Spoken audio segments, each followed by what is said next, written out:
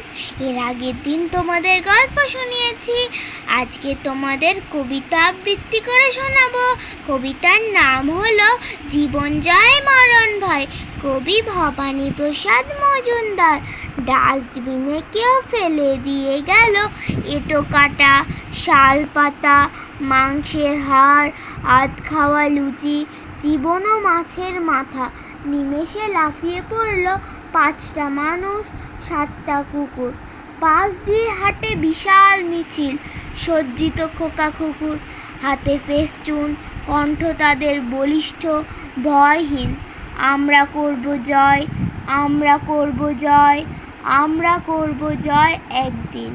একটি কিশোর বস্তা কাঁধে কুড়োচ্ছিল ঘুরে, নোংরা কাগজ, ছেঁড়া পলিথিন, আশা রাস্তা কুড়ে। হঠাৎ কারা তুলল আওয়াজ, ওই তো ছেলে ধরা। তারপরে কি কিল, ঘুষি, চড়, লাথিতে প্রায় মরা। একটা পাগল উঠল চেঁচিয়ে, ওর জীবনের দাম দে। We shall overcome, we shall overcome, we shall overcome someday. এ হাতে রক্ত গোলাপ গুচ্ছ, ও হাতে রজনীগন্ধা। সিগনালে গাড়ি থামলেই ছুটে যেত হেসে মধুছন্দা। ফুল নেবে বাবু, মালা নেবে মাগো, দাঁড়াতো দুহাত মেলে।